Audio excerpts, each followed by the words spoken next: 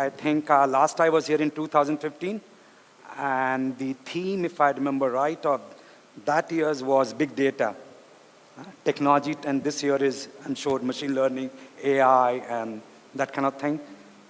Technology trends change and flies fast, right? And time flies faster. That big data has brought AI to its current tipping point, so much so that AI now is promising, is threatening to unfurl us, to take us into a hitherto unknown territory. And so let's start when it's all started with time.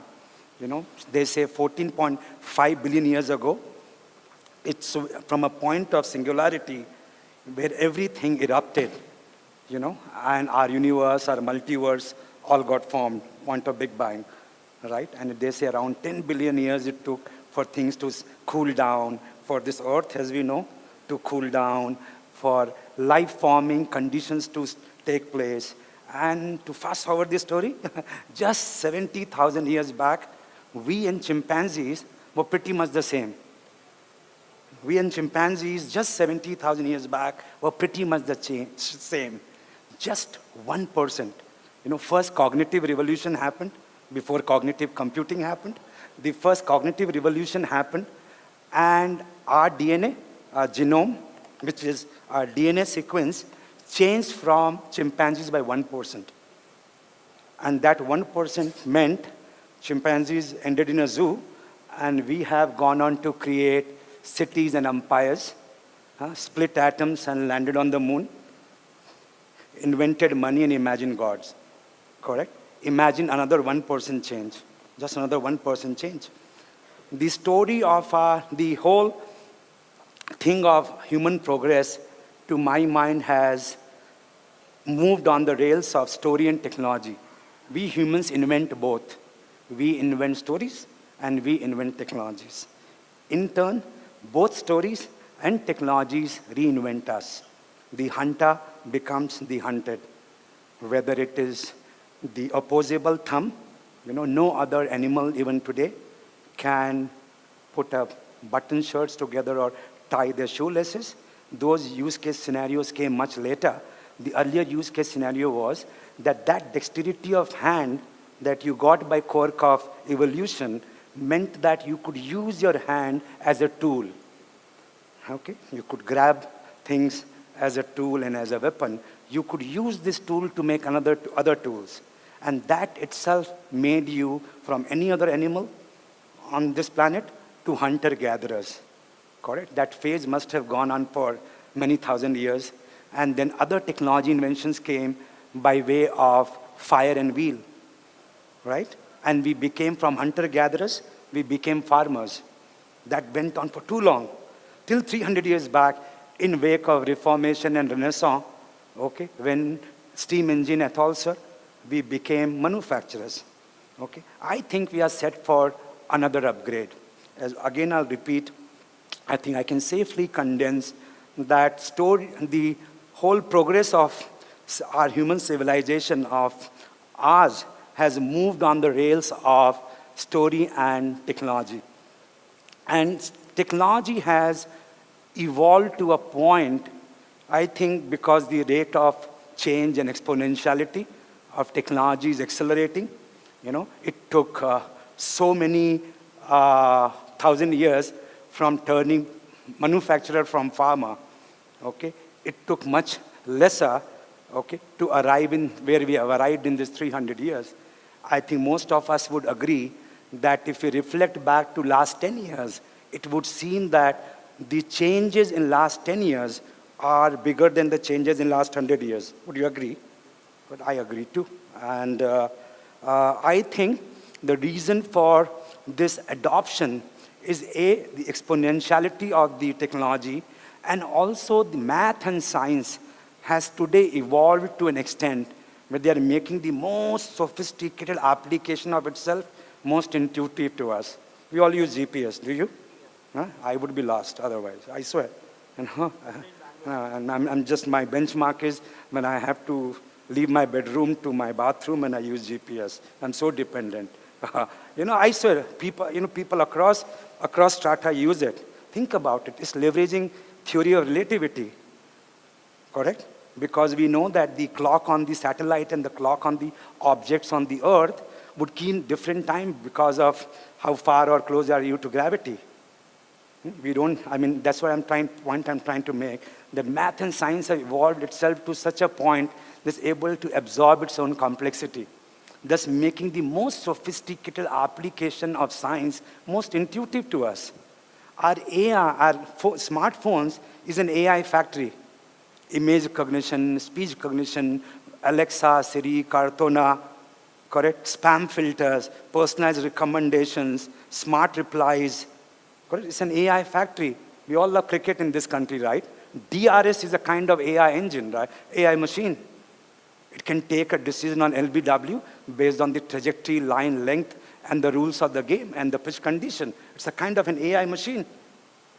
Most of us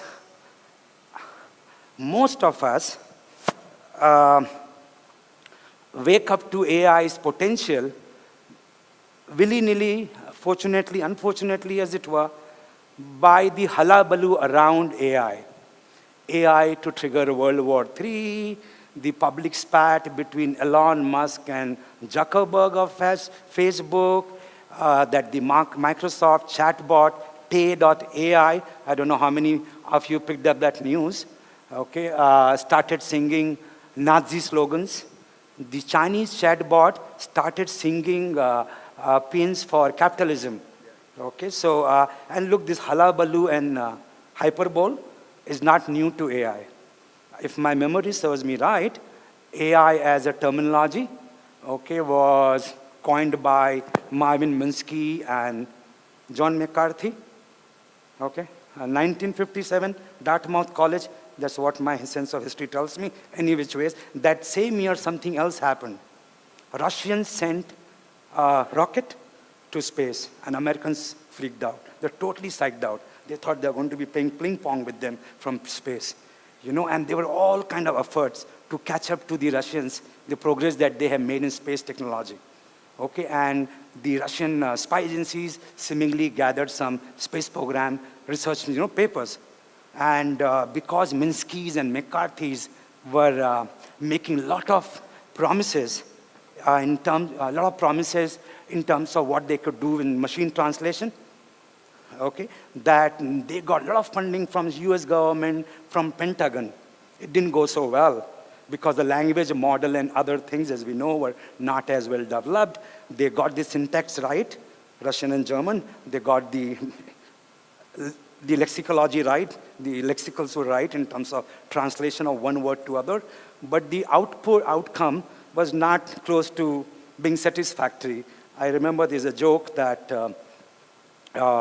you've heard that Shakespearean expression, the spirit is willing. Can somebody complete it for me? The spirit is willing, but the flesh is weak. So the translation came out as vodka is good, but the meat is rotten. Okay, so anyway, so this overpromise and under-delivery of AI is not new. Okay, and this overpromise and under-delivery sent AI to its Siberian winter. Correct? And although I strongly believe that you can see this with most technology trends and so on. We are very, we overestimate the powers of technology in short term. And we highly underappreciate its capability to change things in long term. Amazon, 10 years back, dot-com boom, bust, and they were called flash in the pan, right? A fluke. Okay, today they are 15 years on, they're a $1 trillion company. They might be arguably by some theory, could only be only retailer, right? Okay, I think we always overestimate the capabilities of technology in short term and highly underappreciate is power to change. We do realize sometimes that how much the current technologies of internet, smartphone, and whatever that comes in wake of it, WhatsApp and Facebook and mail and so on and so forth, has changed our lives. Huh? Radically, one would think. I personally would like to think that technology evolution are very similar to biological evolutions. They don't have a planned and deterministic path. They are based on the environmental factors. Okay, they move forward by way of crossovers and mutations. They move forward by crossovers and mutations. I think willy-nilly, okay, bunch of factors, environmental factors coming today has brought AI to a tipping point. Otherwise, this event won't be there. You won't be here. Huh? Most of us here are, in one way or the other, are practitioners or have vested interest in this whole idea of analytics and AI. So I will not get into all the factors, but some of the factors just would highlight, you already know. One is data. The data that came in wake of internet, digitization of things as it were, or mobility, social media, and because the whole neural nets, machine learning is new, but whether it is genetic algorithms or recursives or neural nets, they were not new, correct? But the availability of data could mean that you could throw data at them and get better results, and that changed a lot. Per second, the whole price-performance ratio of computers. What we carry in our pocket for $500, $200, $300 was supercomputer just 20 years back. And actually less, what you carry is much more in terms of its power.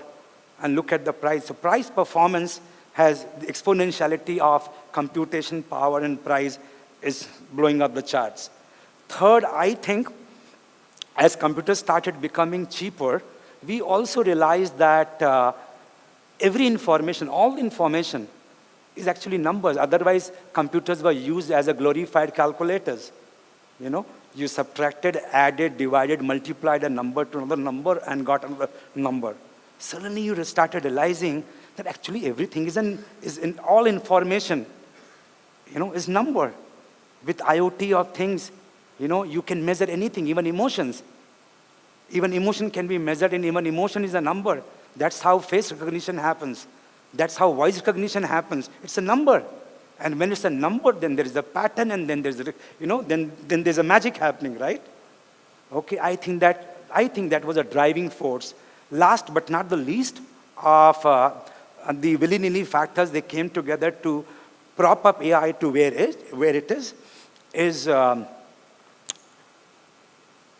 the IoT thing also means that there's a cognification of everything. Entire biology of us is cognified, right? Fitbits and all are very kindergarten applications in the scheme of things today. With the coming technology, our whole biology, our emotions and everything. So I know now that when somebody says, I have a hallelujah moment, what kind of electrochemical dance is going in the head, right? Correct? What kind of what kind of orchestra of neurotransmitter is playing there? Okay. There's so much more one can talk about, what factors had brought and so on. To move forward with the story, of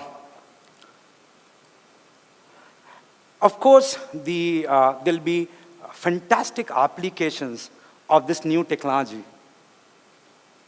There'll be fantastic applications. There'll be new Uber, new Facebook, new Airbnb, new iPhone, new not imagined yet, not spoken yet, right? Okay, but what I think personally I am most fascinated about, is I think in quest of understanding AI, okay, because there's no general theory of artificial intelligence. You know why? There's no general theory of intelligence itself. We don't know what intelligence, we have not defined intelligence yet. And so far, the quotients of consciousness, questions of self-awareness only were looked through the lenses of religion and philosophy. Is that correct, sir? Would you agree? Huh? So far, the questions of who we are, what makes us human, the questions of consciousness, of self-awareness. We figured out about kidneys and lungs and limbs and whatever, but all the matters that makes us human, we called it dil ki baat, right? So I think where this, what fascinates me with me is that AI, in pursuit of perfecting AI, I am going to learn more about myself. And my submission is, and you will agree, that once you know about yourself, then your probability of optimizing your self-potential moves up, right? Once we know we'll make better spin bowler than fast bowler, or whatever be the better example of it. Once we know ourselves, then our chances, ability to optimize our potential moves up. And to me, that would be the biggest gain. And I keep forgetting this, guys. All right. And I think that would be our finest achievement till date. Okay, to know who we are. Okay, would be our finest achievement till date. And that is going to prop us to our next jump. That is going to prop us to next jump. I think the next jump is an upgrade to God. Not that we know what it is to be like God, or we know what are the responsibilities of a God. At least I don't want to be a God if it comes with some work, and otherwise I'm fine, But I think we would need some God-man-like control of our biology, because we want to weed out disease, pain, old age, death from our lives. Because we want God-man-like qualities, because we want to weed out disease, old age, pain, death from our lives. I would think that, and by the way, technology allows us today, and that's what we are going to be discussing next. Technology allows us ways to weed out, again I'll repeat, disease, pain, old age, and death from our lives. And I would like to believe that it's a kind of, it seems to fit a pattern. It's a continuous journey, remember? We started with something called Homo habilis, the dolphinensis, and so on and so forth. And I think we are set for another germ, which let's call it Homo God, or a God, or if you like Yuval Noah Harari, Homo Deus. Correct? I think we are primed for another leap, and that station would be the station of God. Personally, I think there are these three possible paths to becoming God. One is that the machines become more human-like. Robots. Correct? They become more human-like. Second path is that we do something with our biology and genetics. Okay? And we upgrade ourselves to take out those 4 or 5 things, right? Our intelligence anyway has been enhanced, right? We know more today. Even a 4-year-old with smartphone and internet knows more than any oracle in any history, or in any geography, or any time in the history of this world. Correct? So we do something biological. We genetically engineer ourselves. That could be, in my opinion, path 2. Path 3 could be we become half man, half human, half machines. I want to clarify and apologize to all of you here. Then when I use man, I'm totally being gender neutral. Woman created man, as it were. So, So as I said, there are three parts. So let's examine quickly each one of them. Machines becoming, I saw the Turing board also there, and I'm sure as practitioners of AI and all, you're fascinated by Alan Turing and his achievements and the glory and tragedy of his life as much as I am. Okay, and it's all started with Turing asking in 1950, can machines think? And he put up a thought experiment for what is called Turing Test, which is very simple. That, let's say there is a computer, correct? And there are two people talking to this computer. Okay? All these three people, nobody sees who's what. Okay? If this computer can fool me into thinking, let's say I'm in computer, forget the third person.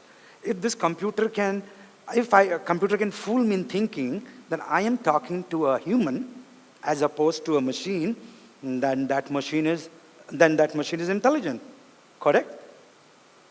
How do I know you're intelligent? When you talk sense. Otherwise, I think, hey, who are you? No, I'm sorry. Sorry.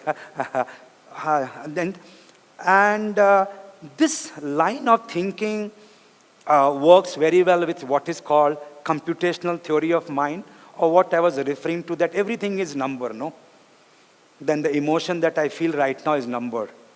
Yeah? Everything around me is number, Even consciousness and the idea of love and hate and all emotions can be reduced to a number and processed and that kind of thing. And someone like Arthur Clarke, in one of his books, I remember, wrote that, how does it matter to algorithm what kind of substrate it works on, correct? Whether it's carbon or silicon, how does it matter to an algorithm? That's one line of thinking.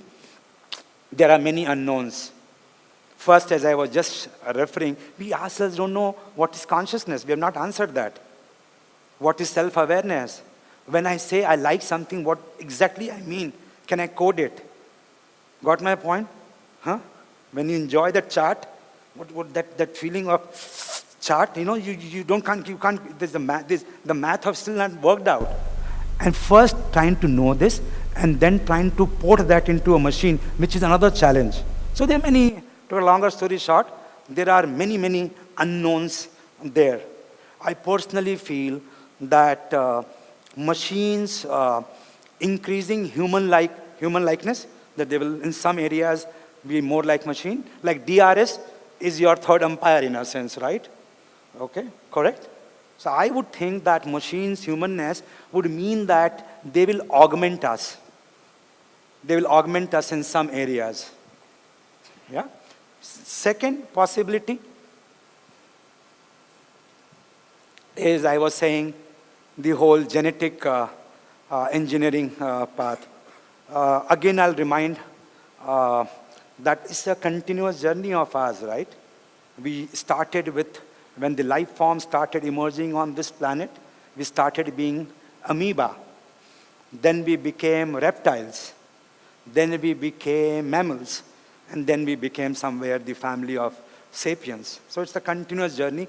And we know Darwin Baba taught us that this whole evolution has happened on, it follows certain genetic algorithm, let's say, that these genes of ours are curious bunch, and they kind of jump over, react to the environmental factors, and then either cross over or mutate. That's how we developed opposable thumb. That's how our grandparents somewhere, Neanderthals, chimpanzee kind forehead became a narrower forehead.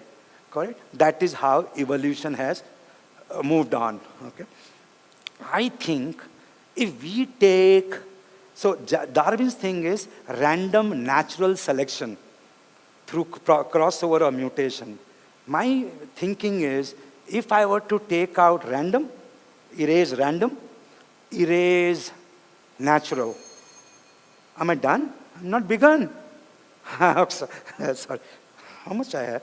Enough.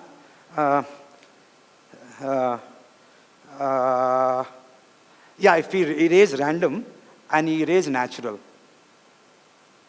what if it was unnatural, synthetic, let's call it, And it was not random but planned. Then life would not be probabilistic but deterministic, if you will. And today's gene editing technology, I won't even talk today, given the time, about stem cell therapies and 3D printed organs and yada, yada, yada. The genetic engineering has reached that point. It's getting consumerized. I don't know if, how many of you are aware of 23andMe and .com. For very little dollars, you can just, you can get your entire 23 set chromosome genome sequence read out. They will tell you the story of yours. And someone like Angelina Jolie, she went through double mastectomy. Okay, it was basically a mathematical forecast of the study of her genes. That she has 84% chances of having breast cancer in 14 years from now, and that if she was to treat that disease after 14 years, the prognosis didn't look good. And she acted now. So I know the reason I use this, sounds science fiction, is happening now. It is a consumerization of what sounds like very godlike science. Okay. We won't discuss today. Sometimes I wonder what it would be. There would be a new definition to personalized me. Okay? What it would look like to have 7 billion perfect men and women on earth. 7 billion gods on earth. We'll ponder that some other time. Okay? Think about it. What if you could buy oratory of Obama, baritone of Amitabh Bachchan, brazenness of Donald Trump, speed of Usain Bolt, charm of me? You get the drift, right? I'm just... Third is, what if humans become half humans, half machine? Sounds logical? First was machine becoming more human-like, right? Okay. Second was we do something with our engineering and we become Superman. Don't put underwear outside your pant, but you're good. Third is we become half, we are human, but we get augmented. We become half machine as well. Let me explain. Okay. So, okay, look. Half human, half machine would be called cyborgs. Okay. And to long story short, we are already some parts half cyborgs. Can you imagine your existence today without smartphone? If I was to give an offer today, hey, you're leaving home, just for today, for a few hours, you can leave your one eye back, one hand back, or one smartphone. I don't know about you. I would seriously consider 2 out of 10 times, I might leave my eye behind. It's okay. You know what I'm saying? 2 kids you bring up today. 1 kid you give smartphone and internet that comes with it and whatever else that comes with it, and she would be like on the phone like that, right? And the other kid, you don't do anything. That kid would be seriously cognitively handicapped or not. He'll be not normal child. Correct? You think that child has not developed? Yes or no? So there's already a digital self to you. There's already a digital self to you. And think about, I spoke about genetic engineering, another thing. The smartphone of ours would soon be nano robots. That cellular sized that you can have with your sports drink. Or if you like, a poke through your capillaries. And the image would be projected right to your retina. And how would you operate? Right now it's an inefficient system, right? Brain-computer interface. Lots of things are happening in brain-computer interface.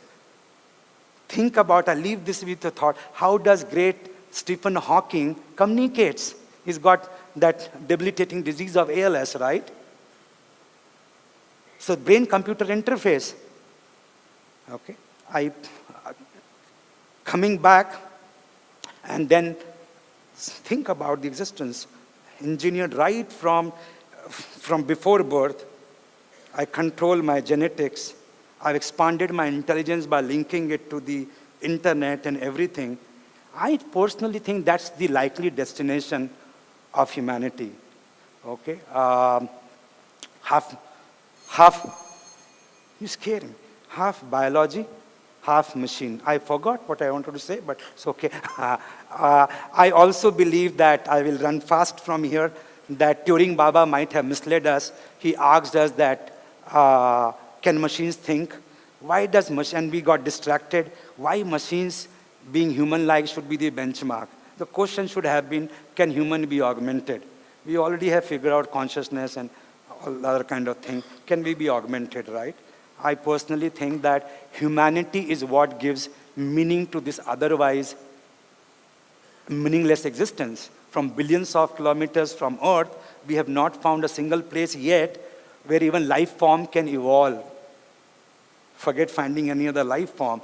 I personally strongly believe that humanity is there is an existence because there is me. Yeah. So in road to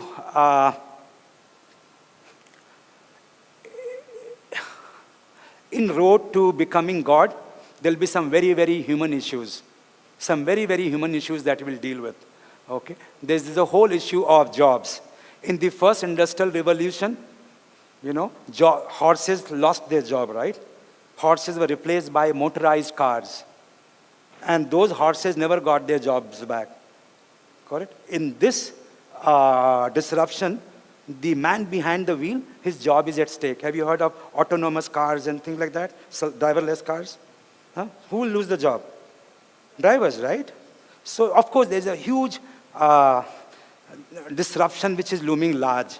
Net, you will argue that there will be more opportunities, greater progress made, and net will move forward as a civilization and so on. But short term, there will be a lot of disparity and discontent and so on. And there are many aspects of it. And I'm looking at time, so I'll fast forward a few points. So, but I think that would be a huge issue of our time. Second is, now these machines, are becoming very human-like. It's like almost bringing a life form into your life. Correct? Our product at Manthan, we call our AI platform and the conversational piece Maya. Anyway, how many have you seen this film, Her? Huh, nice. I loved it too. And Her is, you guys must watch that movie if you like movies and if you like certain kind of science fiction movies. So, Joaquin Phoenix, right? Okay, he falls in love with he installs an AI-enabled operating system. And he calls her Maya. Okay, like Siri, he calls her, not Maya, sorry, Maya is me. No, sorry. He calls her Samantha. He calls Samantha, right? And to cut a longer story short, he falls in love with Samantha. Okay. Can I take 2 more minutes? Huh? Okay. Love story has to be put on a fast forwarded. Okay. So he falls in love with Samantha. And this falling in love with a non-human object is not new to humans. We fall in love with pets also, with our gadgets also. And earlier, when you thought about sex dolls and all, they looked like a sleazy thing. But with the advancement in material science, silicon, and other thing, powered by AI, they're becoming lifelike. So I imagine what that new relationship that would trigger between man and humans. Man and his creation machine. Will this new Samantha, which should not be disembodied, but embodied, as it were, would be your new pastime, new girlfriend, new wife? Because one of the downside of our modern lives is the loneliness, lack of intimacy that we suffer from. Are these machines going to fill in for that gap? Yeah. So, last point is all this would mean that we'll have to think about, if we are going to become God, then we have ethics and morality also has to be not man-like but God-like, if you will. So if I run away with one of the dolls, if you brought home as your girlfriend, wife, whatever, I don't judge. And so have I stolen your car or have I kidnapped your wife? No, so I'm saying, we'll have to figure out new roles of ethics and code of morality and math of morality and so on and so forth. And there are many other questions to be considered in that regard.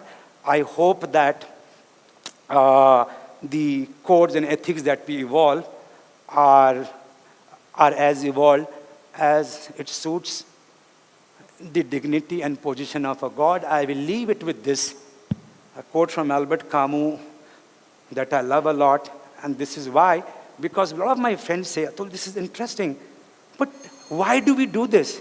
What is this pursuit of man? Okay, and because we are the only creature who refuses to be what he is. And this time I want to be God. I made my mind on it. Thank you.